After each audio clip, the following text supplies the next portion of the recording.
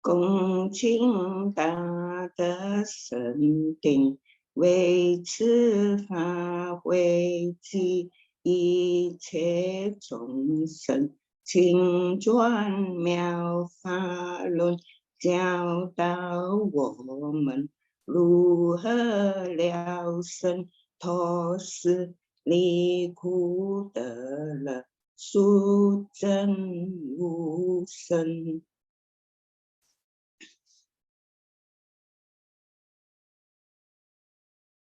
Will the Sangha with great virtue, out of compassion for the sake of this assembly and all living beings, please turn the wonderful Dharma wheel to teach us how to relieve suffering and attain bliss and end birth and death, and quickly realize non-birth. Namo tassa bhagavato arahato samma sambuddhassa. Homage to the blessed, noble, and perfectly enlightened one. Namo sadanto sucheto ye alahati sanmyao sanputo che. Wu shang shen shen wei miao fa.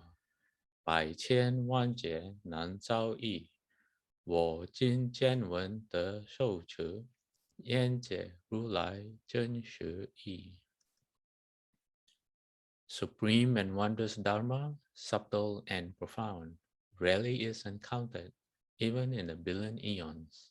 But now we see and hear it and accept it reverently. May we truly understand the Buddha's actual meaning. Hello, Buddhas, Bodhisattvas, Venerable Master, and all good knowing advisors. Welcome back to this week's exploration of Buddhist principles based on the Medicine Master Buddha Sutra. And before we go into today's slides, let's recite Medicine Master Buddha's name 7 times. Namo. Quelling disasters, lengthening life, Medicine Master Buddha Namo. Quelling disasters, lengthening life, Medicine Master Buddha Namo. Quelling disasters, lengthening life, Medicine Master Buddha Namo. Quelling disasters, lengthening life, Medicine Master Buddha Namo. Quelling disasters, lengthening life, Medicine Master Buddha Namo. Quelling disasters, lengthening life, Medicine Master Buddha Namo. Quelling disasters, lengthening life, Medicine Master Buddha. Medicine Master does come one, Medicine Master does come one, Medicine Master does come one, Medicine Master does come one. Good morning and good evening, everyone, depending on where you are joining us from. Let me change the slide to today's class. While I'm looking for that, Ron, if everyone remember Ron's question from last week, Ron, I found a reference in one of the sutras, and this sutra that I found it where it mentions about the offenses of living beings.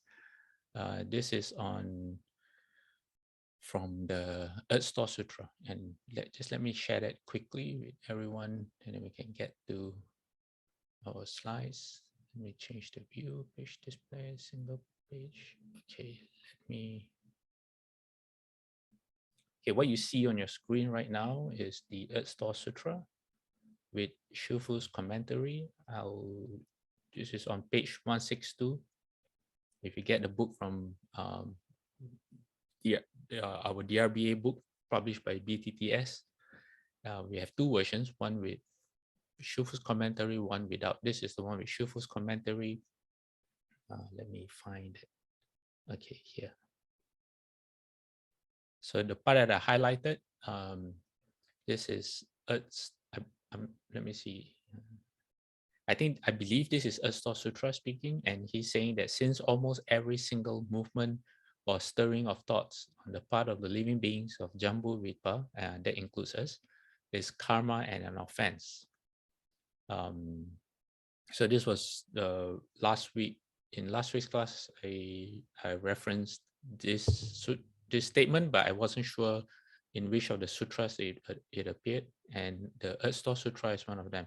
And the understanding behind this is that the sixth consciousness, which is what it refers to when it says stirring of thoughts, most of the karmic results that almost everything that we do can be considered intentional, because intention or volition begins really, really early in our thought process. It's so early that unless we have a very calm mind that's obtained through meditation, we can't see the volition or the intention forming. So acts like those, karmic seeds like that, bring us back into rebirth. So that's why the text in the sutras can be a bit harsh. It says it's an offense, but it's not. It could be a blessing. It could, if you all remember in previous classes, the Buddha had classified karma into. He says, let me see, there are four kinds of karma. There's dark karma, which is karma with unwholesome results. You don't want to experience those results, like falling sick, unfortunate death, getting cheated out of your money. That's dark karma. And then he says there's bright karma, which are considered blessings. What are bright karma? Things that make you happy, people praising you, winning the lottery, all those things that you want, getting to eat the food that you like. Okay, those are bright karma. And then he says that the third karma, bright and dark karma, meaning you get the food that you like, but maybe while chewing there's a stone in that breaks your tooth. Yeah, so something like that, where is good and bad mixed together. Yeah. And then he says there's the last karma that's neither bright nor dark karma. That kind of karma, why it defies the category of white, bright and dark, is because those are merit. There's karma seeds that are associated with merit, and we're going to go into what that means today. So merit is, how would I put it? It means that you are going to against the stream of everyday life, and it has to do with ending birth and death. You're getting closer to the ending of suffering. So that's called merit. And I'm not going to explain it now because this whole class is more or less about that. All right. So let me close remove this thing that I'm sharing with you, and let's get to today's classes, and then you will find that it makes more sense, because it will be the Buddhas and Bodhisattvas speaking instead of me. Okay, so we are still on precepts. We have covered wrong view of precepts, and we've done why. We've covered why, because Bodhidharma says that if you hold the precepts blindly, all you do is you're just generating more karmic seeds that you go to the heavens or you're reborn as human, but you are never closer to ending suffering. Okay, so we've talked all about how to view precepts from cause and effect. That's very important to understand, and all the different components of right view as opposed to wrong view. Okay, so now we are moving to the second component of precepts, which is, okay, let me advance the slide, which is right intention. What is right intention? Right intention, as according to the Buddha, is the application of right view. So now we take all the things that we've learned in the last few weeks about how to obtain the right view of precepts, but into application, from theory to application. So the Buddha says, what is right intention? He says anything that you do with the intention, that's the word again, or intention or volition of renunciation. What's renunciation? Renunciation means that you are lessening your attachments. So in orange, I have the word renunciation versus governed by desire. So beings in the Saha world, we are governed by desire. That's very obvious when you look at, say, animals who, like, say, if you have pets, and when you feed your pets, they somehow or other they're always really hungry, and the most pets, food is a very important thing for them, and it's very hard to when they're focused on food, it's very, very hard to distract them from that focus. So that's what it looks like when someone is overcome by desire. So renunciation is the other way of and of reducing attachments. Some of you might know that attachment leads to suffering, desire leads to suffering. So as a consequence of renunciation, one practice of which is giving, which we won't go in today as well. Why? Because we've covered giving a lot in the past, not few weeks, but maybe a few months ago. So the more you practice with right intention, actually the happier you get. It defies normal logic. People, before they even have an idea of what it means or experience it themselves, they think, oh, by giving up or by renouncing, all the pleasures of life, then life is not worth living, and what's the whole point and all that. But until they try, until they understand what generosity means and how the heart feels, they don't really know how the practice brings true happiness. Okay, then the second intention component of right intention is the intention of goodwill, and this is it eliminates hatred, ill will, animosity, things that if you hold in your heart and you observe what you're doing to yourself, you just realize you're putting yourself through suffering and heartache. If you don't like a person, the moment you see that person, you suffer. The other person doesn't even know what's going on. You can just be sitting or standing there, but you are there with all your emotions being stirred up, getting angry and upset and thinking about the past and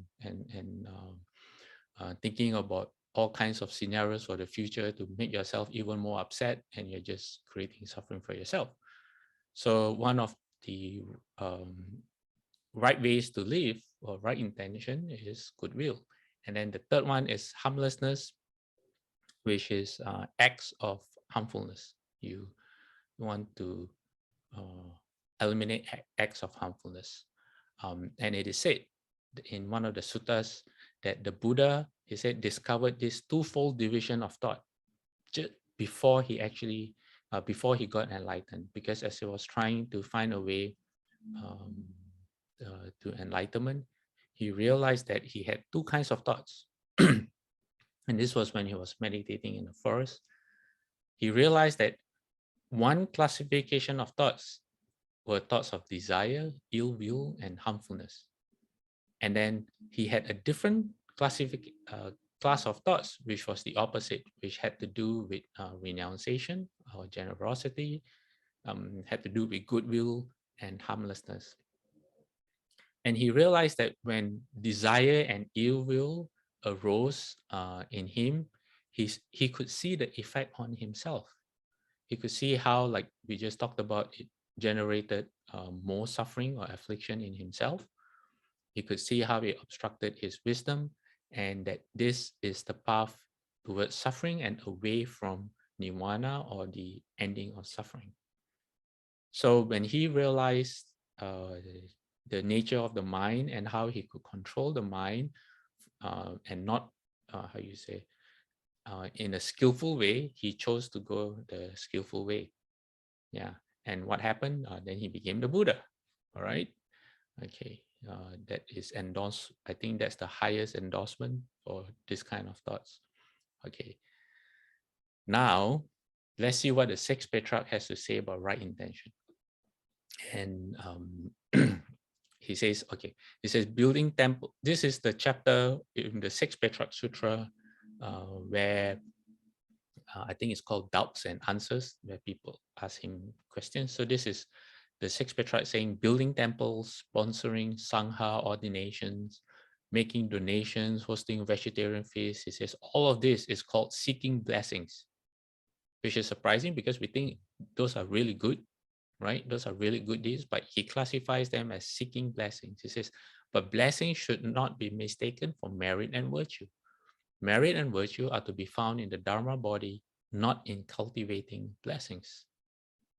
He says, and I'm just using excerpts, I'm not having the whole sutra here. He says, part of what he says actually is seeing one's essential nature is merit. Establishing the myriad dharmas from your self nature is merit. Not departing from one essentials, excuse me, not departing from one's is, oh my God, not departing from one's essential nature is merit. Okay, what does it mean? What is a self nature? They say, the Buddha say that our self nature is always there with us. Our bright self nature, meaning our potential to become the Buddha, to become a Buddha, our Buddha nature, is always there, present with us. In the Shurangama Sutra, it says that's how we can function. That's where we can, the reason why we can think, we can see, and do everything else is because of the wonderful functioning of our self nature. But why we haven't become Buddhas yet is because, let me go back one slide, we are covered over by our desire, our ill will, and our harmfulness. And there's a third one, which is not here, and a fourth one, which is ignorance. Why ignorance is not here? If we practice renunciation, goodwill, and harmlessness, or we have the intention of these three behind everything we do, then ignorance will go away. All right. So ignorance, eliminating ignorance is a function of right intention. Okay, let me go back to the slide that we were on. So from here, we can interpret this to be anything that, how you want to classify merit. Every time you do something with the wish to overcome suffering by returning to wisdom and your self-nature and uncovering your self-nature, you can call that merit. So going back to what Sixth Patriarch is saying, he says like building temples, sponsoring people to leave home, making donations, sponsoring vegetarian feasts. If your heart behind doing all these wholesome deeds is so that you want a better life when you come back to be reborn, and for fame and all these things, then it's blessings. But you can do the same things, but if your heart says that you're doing this because you want to dedicate the merit to the Pure Land, so you can come back and save all living beings, you know, or maybe you don't want to go to the Pure Land, but you just want all suffering to end. You want to become an arhat, one of the sages, then that will be classified as merit. So it comes from the heart. It's why it's right intention. It's not the deed that you do. If it's a wholesome deed, but if your heart is geared towards ending or suffering, then it falls into merit. And it has to do with, I'll go back again to remind all of you, it has to do with eliminating or reducing your desire, your ill will, and your thoughts of harmfulness. All right? Okay. I hope that's clear, because we're going to, from here, we're going to, because this is from the heart, now we're going to look at, usually I share sutras from the Pali Canon, but this is more of a Mahayana kind of thing. I'm going to share the best examples of how to do this, okay? Meaning, if a person practices this to the best of our abilities, to the best of our potential, what does it look like? Okay, and for this, I'm going to introduce everyone. You already know the Avatam Saka of Flower Adornment Sutra. This is chapter 22, called the 10 Inexhaustible Treasuries, or the 10 unlimited bank accounts, you can call it that. And this is the account of precepts, the Treasury of Precepts. Okay, so the sutra goes like this. It says, disciples of the Buddha, what is the Bodhisattva Mahasattva's Treasury of Precepts? These Bodhisattvas accomplish precepts which are universally beneficial. This is an excerpt from, I'm not sharing the chapter of the sutra in its entirety. So when you see the 3 dots, it means that this is an extract. So what are precepts which are universally beneficial? Actually, that's the next line I'm supposed to be reading, and I just read it. It says, these bodhisattvas receive and uphold pure precepts for the fundamental reason of benefiting all living beings. So when bodhisattvas hold precepts, they hold it with regard for all living beings. It's not about themselves anymore. Okay, remember we talked about, there's a sutta that goes about how the precepts are the 5 great gifts. I think, if I'm quoting it correctly, go back to YouTube and check out our old classes, and you can find out more for yourself. So the precepts are something like the 5 great gifts, because why? I'll repeat the metaphor again. Think about all the people that you care for, and as they go through life, you naturally want them to be always surrounded by people who will never harm them, by people who will never lie to them, steal their stuff, cheat them. You don't want them to be married to people who become addicted to substances and who would cheat on their relationships. You always want them to be happy, to be always surrounded by people they can trust, to feel safe wherever they go, not to be surrounded by fake news and all those things. So if you want that for the people that you care for, then by logic, you should be, when you are around them, that should be the behavior that you have. That's one way of looking at it. And then the second way of looking at it is that if, how you say, the people that you care about, if they're surrounded by people who hold the precept, that makes you happy. So when you treat them in the same way, through precepted behavior, then it makes you happy as well. It's a natural thing to do. You're happy to do it. You don't have to force yourself to hold the precepts. Why? Because it should come naturally. And then the other component looking at it is, if you want, how you say, if you dig into your heart, then you realize that then you should also treat all living beings the same. Because if you want living beings to treat your parents, your grandparents, your best friends, your cousins, your family in that manner, the least you could do is to treat other living beings in the same way. Because that's the only thing that you can really control. You can't control the actions and thoughts of other living beings, but you can do your part by being that person for everyone else's fathers, mothers, cousins, because everyone you meet has someone they belong to. The Buddha doesn't talk about family. They say someone you belong to, meaning A person might have no family, but they are still important to someone else, someone you belong to. Okay, so continuing with the Treasury of Precepts, it says, what are the precepts of being without regret?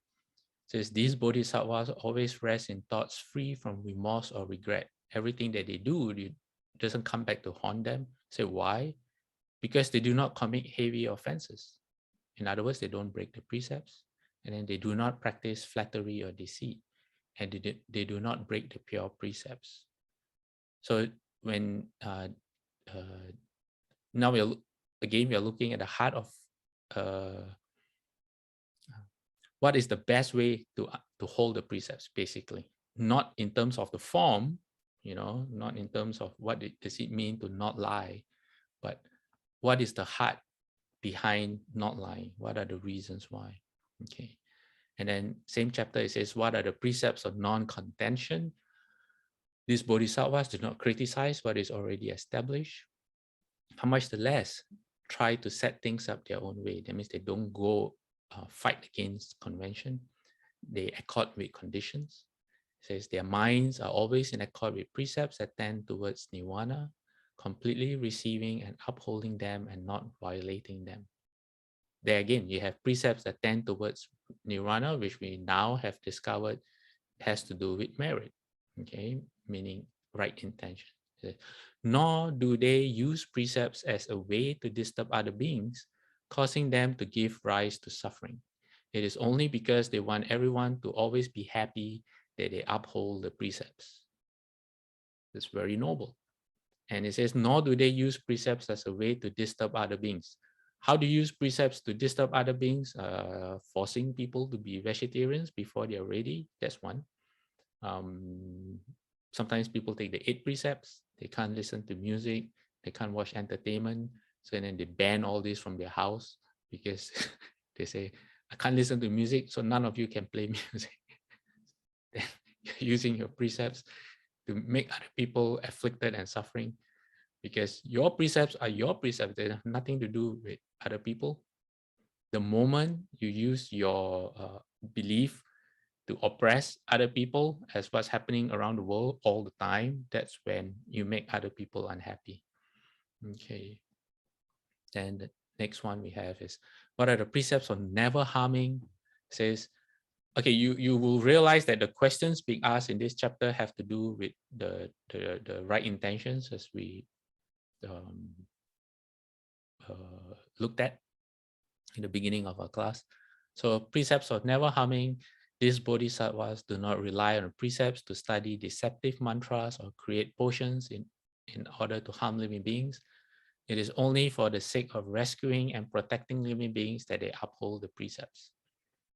So it's not just like voodoo and all that stuff. Okay, it's anything that will harm living beings.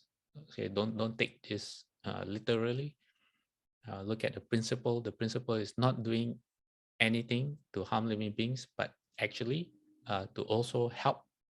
In here it says rescue and protect living beings. So bodhisattvas may rescue and protect living beings. For us who are not yet a bodhisattva, we do what we are able to. Okay.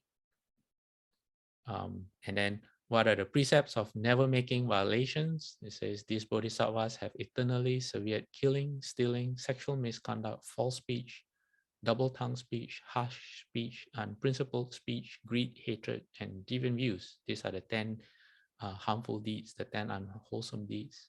It says they thoroughly uphold the 10 good deeds. And then there's one more. Actually, there's 2 more, I think. It says, what are the precepts of being without greed or seeking?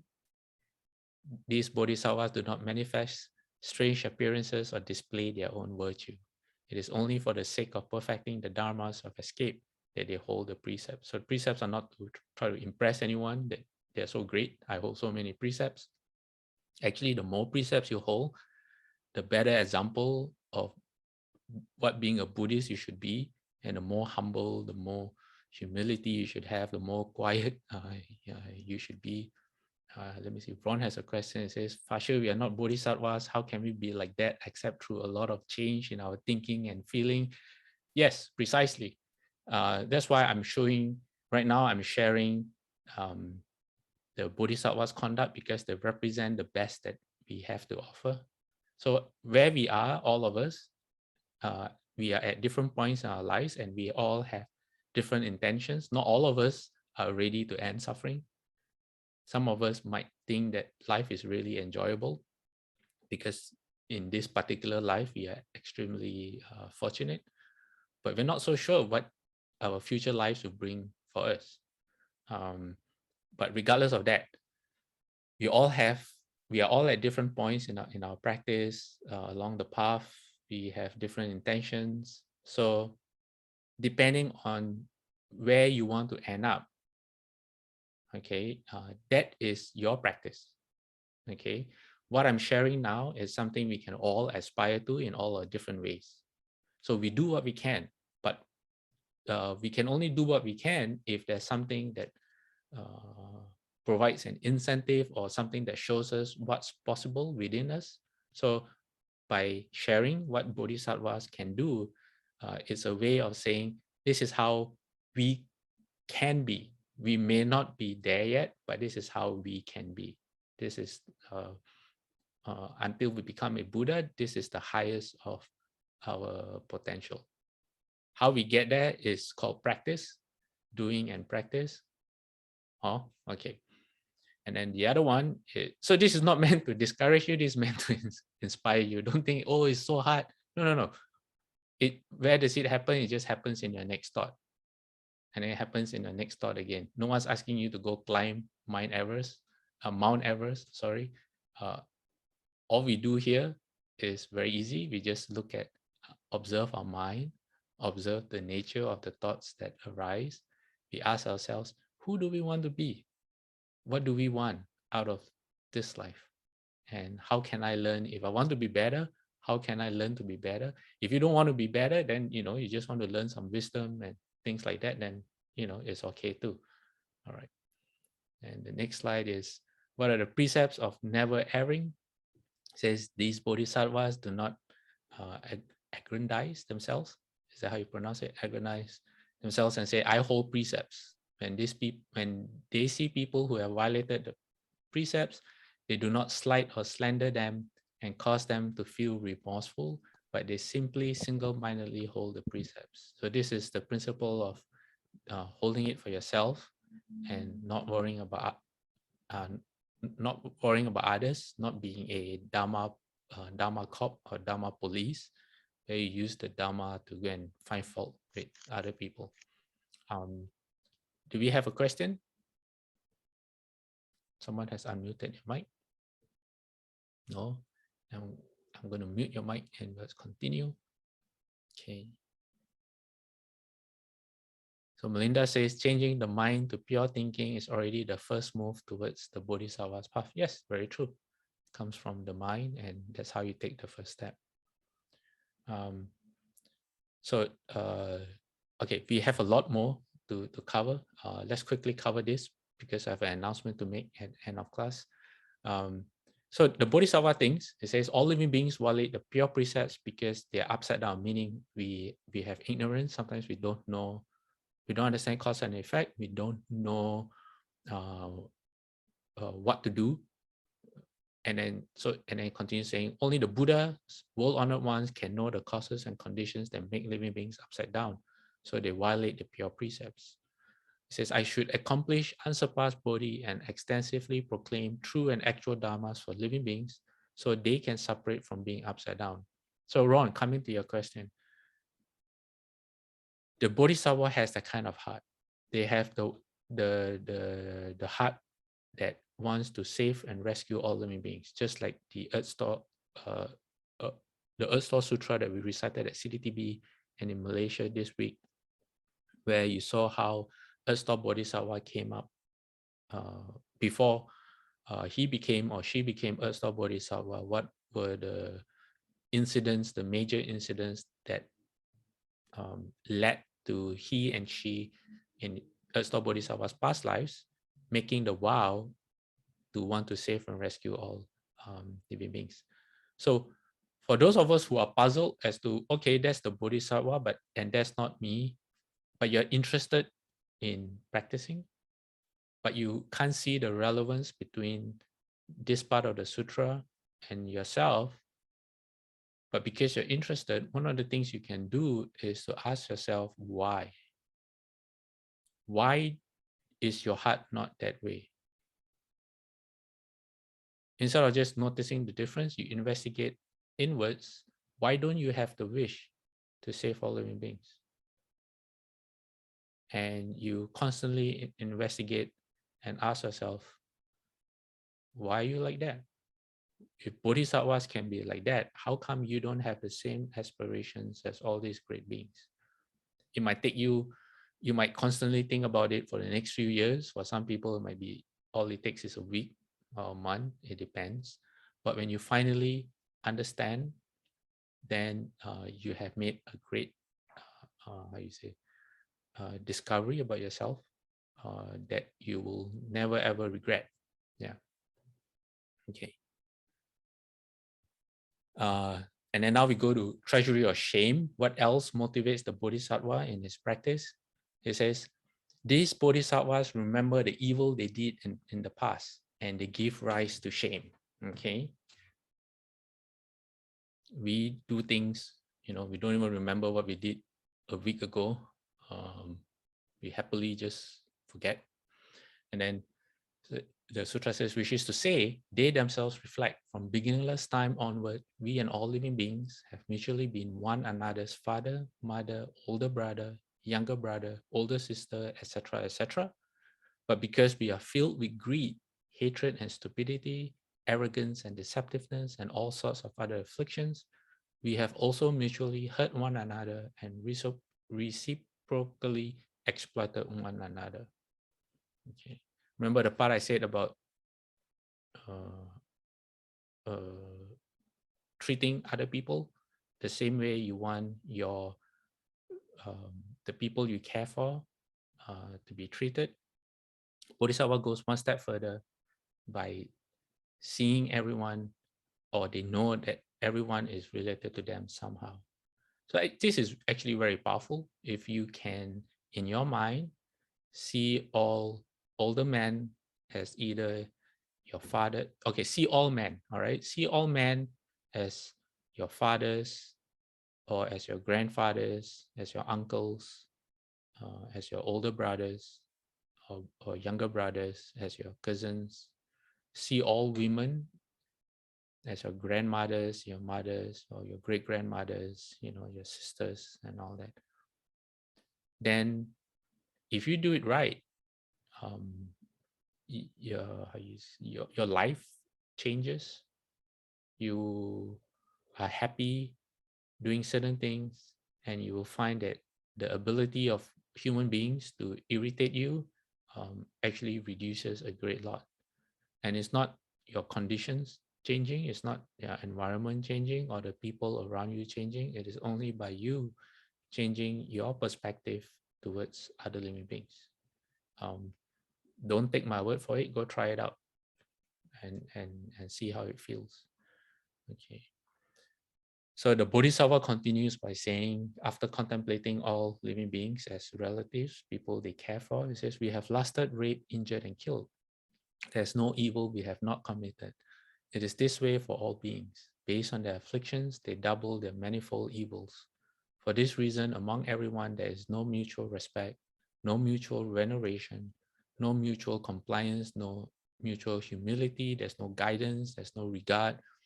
All there is mutual killing and harming, so that everyone becomes revengeful enemies. Yeah.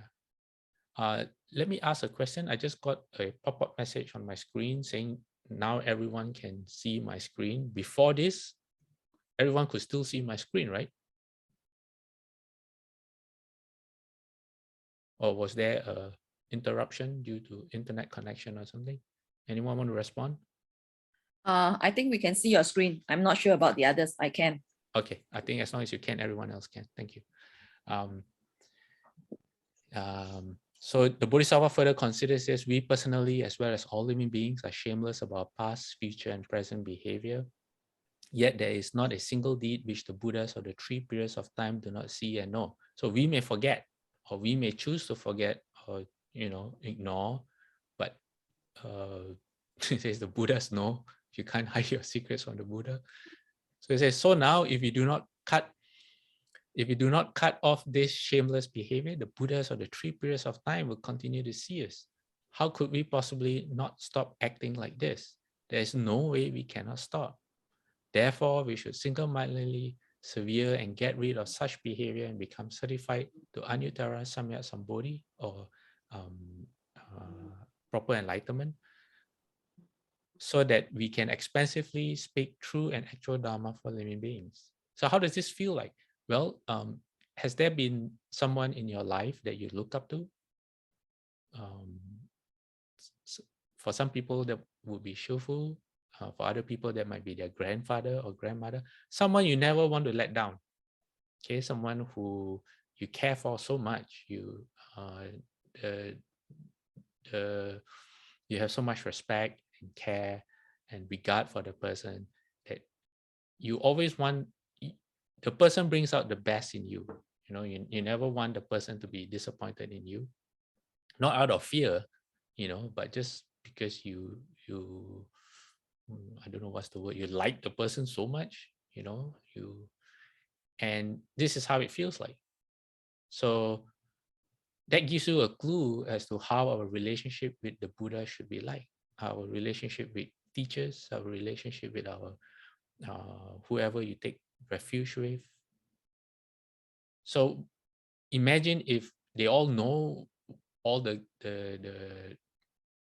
how you say, your shameful secrets, all the things that you do that you're not quite proud of, thinking no one knows.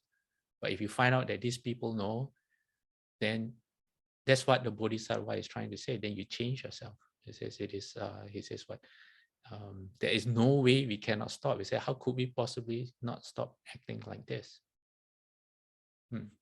Okay. And then there's a next one called Treasury of Remorse. What is this? It says, the Bodhisattvas themselves are remorseful that in the past they indulged in greedily seeking the 5 desires without wariness or satiation. Because of this, the greed, hatred, and stupidity and various other afflictions increase. Excuse me. It says, I should not do these things anymore, is their thought. And they continue to reflect. Living beings lack wisdom and give rise to afflictions. They all practice evil dharmas and are not mutually respectful or courteous, even to the point that they become revengeful enemies. There is no evil of any sort which they do not engage in full force. Having engaged in it, they are happy and seek for praise. They become revengeful enemies. During the Earth Store Sutra session that we just concluded yesterday, in the commentary of the Earth Store Sutra, Shufu says that, sometimes says your suffering in the hells, no one can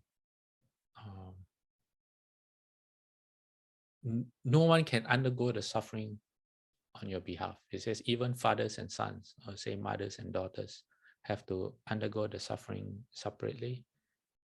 And then Shufu says something really interesting. He says that in the hells, you remember your past relationships. So you may find out that your son was actually your enemy. And so even if you may have had the wish that, sometimes you wish your parents don't suffer, or that the suffering come towards you or your children, that you rather fall sick than your children fall sick, things like that. You go to the hell and then you realize, oh no, my child was actually caused me great harm before, and you remember all of that and all the emotions that came with it, and then you say, let them suffer.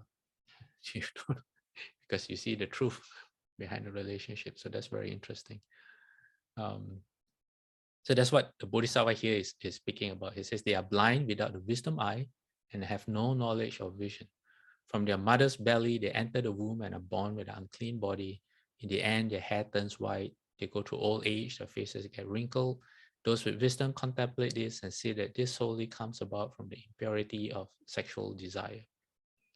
And it says, let's read the second paragraph. It says, Therefore, I should cultivate a sense of remorse, quickly accomplish perfect enlightenment or Anuttara Sambodhi, and extensively speak true and actual Dharma for the sake of living beings.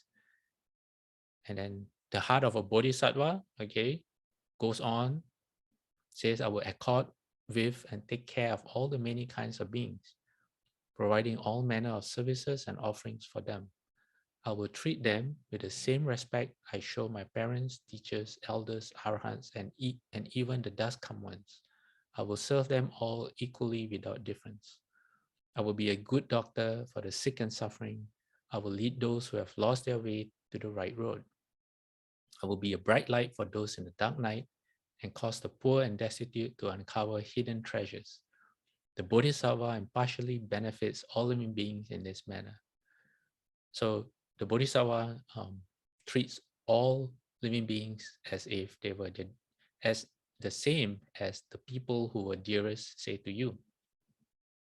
So in other words, if you know of a Bodhisattva and your parents or people you care for go hang out with the Bodhisattvas, it makes you very happy because you know that the Bodhisattva will treat your parents even better than you treat them.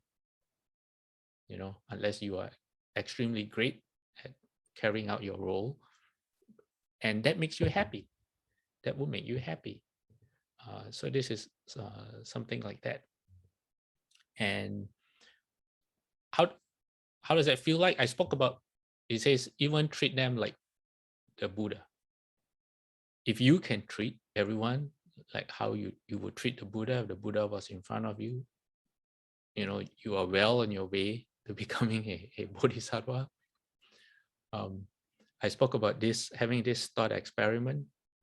So the Buddha, before he became the Buddha, as he realized that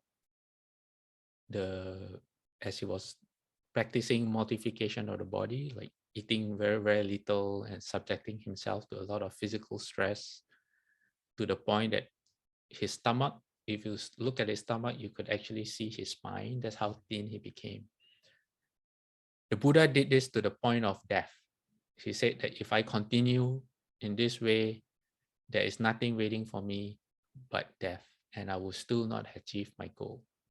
So he said, and that he was at the extreme. If he had continued maybe even one more day, he would have died. So he said, no, this is not the right way. So he went into the river, he cleaned himself, and then it is said that the tree branch folded down, lowered down by itself, so he could grab the tree branch because he was very weak at that point. And he pulled himself out of the river. And then a deva, a god, manifested as a girl, village girl, holding milk porridge and offered it to him so that he could gain his strength. And after this, and I think a boy, someone offered him sweet grass as on the ground so he could sit and begin his meditation. Okay. The Buddha at this time looked really unhuman. There are some sculptures, some images that have been done to show how emaciated, how do you pronounce that word, emaciated the Buddha was physically, and he looked like a freak. There were hardly any, there was no fat, 0% fat, I guess. All skin and bones. And if you did not know that that was the future Buddha, when you meet someone like that, most people would recoil in disgust or in horror, like, you know, with his long hair, unkept hair, and dirty body. You would think that, oh, you know, what kind of freak is that? What's wrong with that person? You know, is he dead or alive, or is he even human, or is he a ghost or something? But, you know, if we go back in time to that point, and if you already know that that's going to be the Buddha, then it would totally transform your heart, your mind, and physically everything that you would do. You would not dare make a sound as you walk. You don't want to disturb his mind. You'll be very careful. You wouldn't, in your heart, you will be full of love and reverence for the fact that he looked really strange will not bother you at all, because you know that you bow to him, you'll be very respectful, but you probably do it from a distance because you don't want to, he's going to go into samadhi and you don't want to do anything to affect his practice. So if you can use that same kind of perspective for all living beings, which is what Bodhisattvas do actually. They regard all living beings as Buddhas, and they treat them in that way. But they also know that all living beings are not Buddhas yet, but one day they will be. And so they never do anything to harm living beings, to delay. They will never do anything to delay the being's path to nirvana. Okay, so in universal Buddhist, I did not introduce. When we went on your screen, you will see that we had finished the 10 treasuries, and then now we are on universal Buddhist conduct and vows. Okay, sorry, I didn't introduce that. So this, how you say? So not right now we're on universal Buddhist conduct and vows. Okay, and then he continues by saying, when the mind is impartial towards all living beings. Okay, you don't judge people through their skin. You don't judge people through how much wealth they have. You don't judge people through how intelligent you think they are. Through people's age, sex, their gender. If you don't judge people through the appearances and you see them for their potential, it says, one can accomplish full and perfect great compassion. By using the heart of great compassion to accord with living beings, one perfects the making of offerings to the dust come ones. In this way, the Bodhisattva constantly accords with living beings.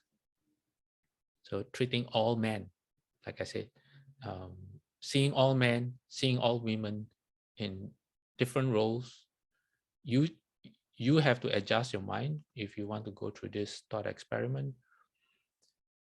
But see them in roles that bring out the best in you.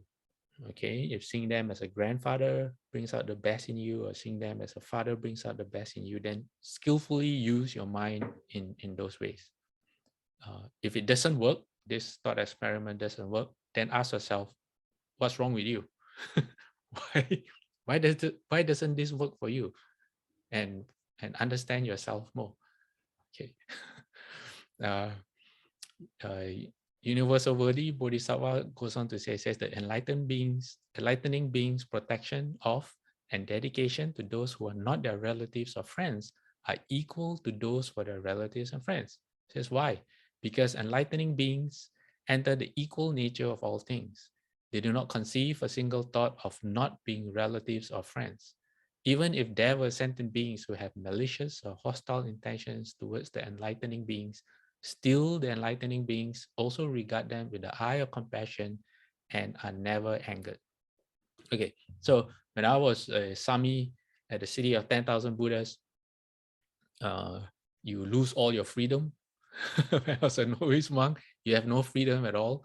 So every day you have to attend all the ceremonies, and then you have to, after lunch, you have to join and you can't have lunch anytime you want. Okay, you have to have lunch together with everyone else, the whole assembly, and then after lunch at 12:20 or 12:30, you have to join the Great Compassion repentance in the Buddha hall, and then you do what you're told. You either work or you study in classes before and after. So the good thing about that is that you discover, how you say, by applying yourself through practice, you discover a lot of things. Okay, if left to my own devices, when I'm happy, I will go to the Buddha hall. When I'm feeling tired or lazy, or sometimes when I'm upset, then I wouldn't want to go to the Buddha hall. But when you're forced to, and okay, I tell you why I'm saying this. There was one time when someone made me really upset, really, really upset. You just want to strangle that person, kind of upset. And we were bowing the Great Compassion Repentance after lunch. And I remember reading Shufu saying that if someone makes you upset, you bow to him, or something to that effect. So I decided to try. I said, but myself created a lot of resistance. There was maybe 60% of me that didn't want to do it. And then the other 40% saying, maybe just give it a try and see what happens. So during the bowing, I pictured the person in front of me, and in my heart and mind, I was bowing to the person, and I tried to bow in a very respectful way. And after a while, I stopped thinking about how upset I was with that person. And the next time I saw the person, it really, I was a lot more cool and calm. It didn't last for long. Okay, a few weeks later, or I think maybe just the next day, I got upset again. But I saw for myself how just by changing my perspective, using certain practices, that you can affect how you feel. Yeah. Okay. Let's do a last slide. Okay. Universal Bodhisattva also says, when great enlightened, I just say great enlightened. It says, great enlightened beings dedicate roots of goodness. They think in these terms. By my roots of goodness, may all creatures, all sentient beings be purified. May they be filled with virtues which cannot be ruined and are inexhaustible. May they always gain respect. May they have right mindfulness and unfailing recollection. May they attain sure discernment. May they be replete with immeasurable knowledge. May all virtues of physical, verbal, and mental action fully adorn them. So this is the transference part of universal bodhisattvas, conducts and vows. And transference, we've talked about before. Another way to understand what transference is, apart from the, can it really benefit other living beings question? Because that one I have no ability to explain how it happens, neither do I understand myself. So it's out of my pay grade, so to speak. But when it comes to understanding yourself, what is transference? Usually we do transference after a session. You do something in the Buddha hall, and then there's a transference, short transference offering. But if you really understand transference, you will see that transference is actually intention. It sets your intention. For example, if someone has passed away, and you say, okay, you're going to recite the sutra for this particular person, that's intention. In terms of the form, yes, we transfer merit towards the end, but in terms of the actual practice, the actual process, you already have your intention in the beginning. So you should never forget your intention in the middle as you do it, and then at the end it's just a formalization of the intentionality that you've had all this while. So transference is just another way of saying why you're doing that. Okay, so that's what transference is. Transference is just a way of reminding yourself, why are you doing this? For who? For what? For why? Okay. Now we can do one more slide. Let me see how many. Okay, I'm just going to scroll through the slides. Let me see how many more slides we have. Universal body. We have 1, 2, 3. Okay, I think we have enough time to just finish this section on universal body, bodhisattva. It says, they also think by these fruits of goodness, I'll cause all sentient beings to serve all Buddhas to their unfailing benefit. I'll cause their pure faith to be indestructible. I'll cause them to hear the true teaching, cut off all doubt and confusion, remember the teaching without forgetting it, and practicing in accord with the teachings. I will cause them to develop respect for the enlightened, to act with purity, to rest securely on innumerable great foundations of goodness, to be forever free of poverty, to be fully equipped with the 7 kinds of wealth, which are faith, self-control, shame, conscience, learning, generosity, and wisdom. Next slide. It says to always learn from the Buddhas, to perfect innumerable supreme roots of goodness, to attain impartial understanding. So this is a long list. It goes on. It says adorn their bodies with all marks of greatness, to have pure, beautiful voices. What else? To be filled with goodwill, to dwell not or depend on nothing, meaning their happiness comes from within, not from outside. It says to cause all sentient beings to attain the enjoyments of Buddhahood, attain infinite spiritual stations, and abide in the abode of Buddhas. So if the word all living beings, okay, makes no, all sentient beings here may be too big for us. In our practice, we start with what we have. So replace all sentient beings with whoever it is that you care for. Okay, maybe it's your family. Maybe it's, I don't know, whoever it is that you care for. Okay, replace all sentient beings with that. And then once you understand how, with skillful thought, it brings out the best in you. Okay, look at those relationships that you have that you naturally want to be at your best. Then from there, slowly you expand your heart to include other living beings. And the only way you can do it is one by one, with the next person you meet through your next thought. It's not, don't try to bite off more than you can chew, because then you're not actually doing the practice, you're just imagining. But in actual practice, you observe your thoughts one by one, and you observe your behavior whenever you interact with people. Okay.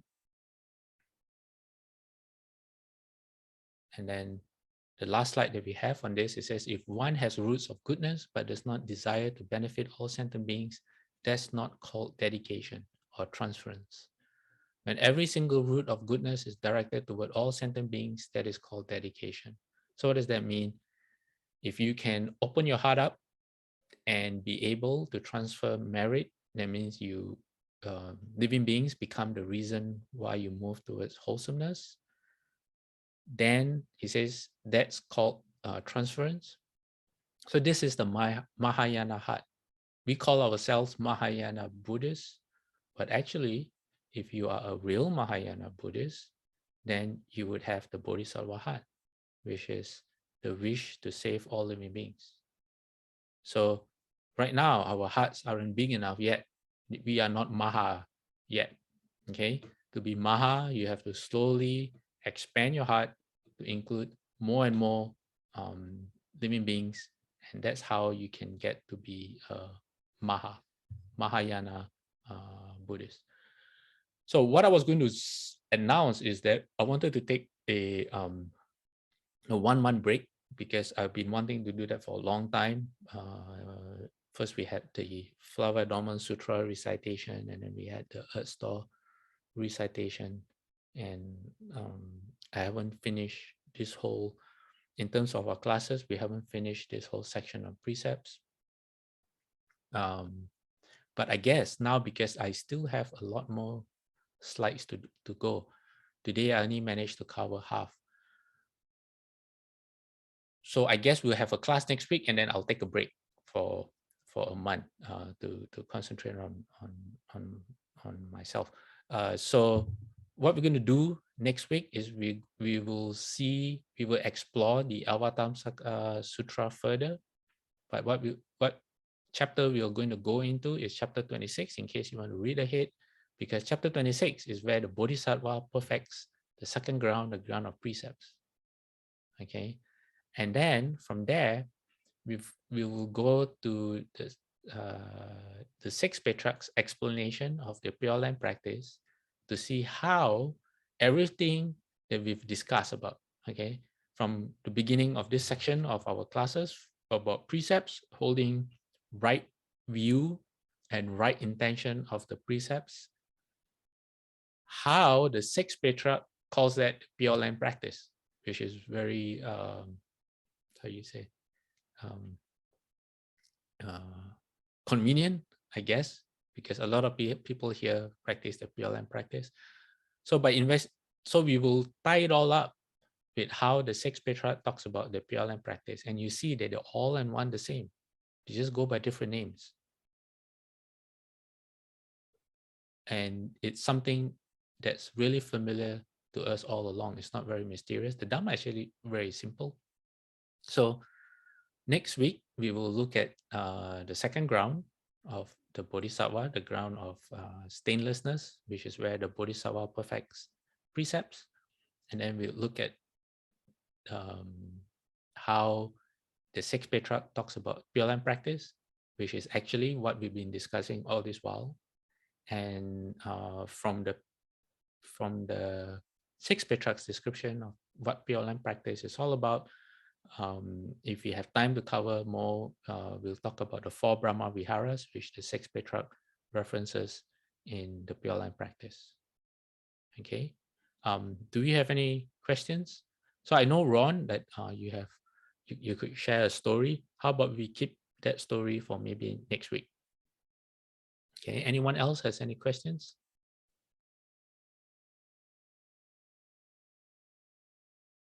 No? Okay.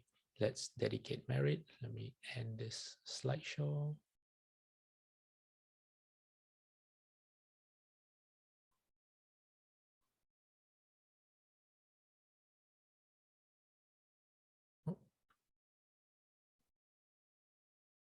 Okay.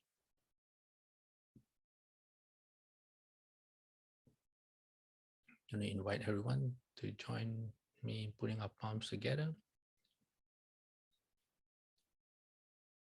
May every living being, our minds as one and radiant with light, share the fruits of peace with hearts of goodness, luminous and bright.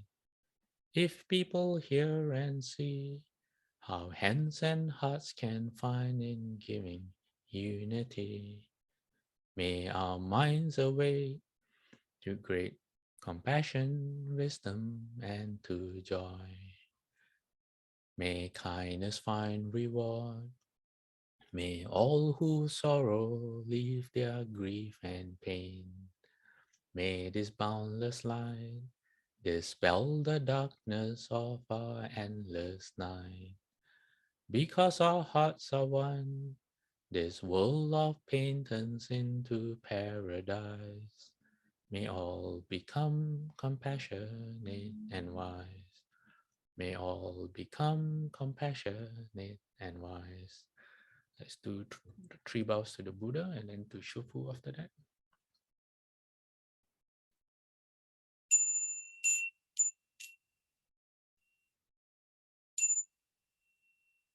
Second bow.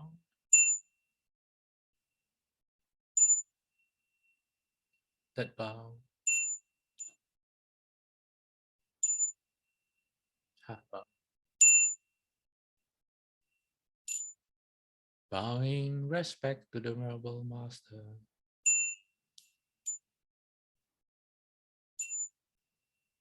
Second bow. Third bow. Half bow. Okay, everyone, we'll see you next week, and then we'll take a break for 1 month. Okay, Amit Tofo.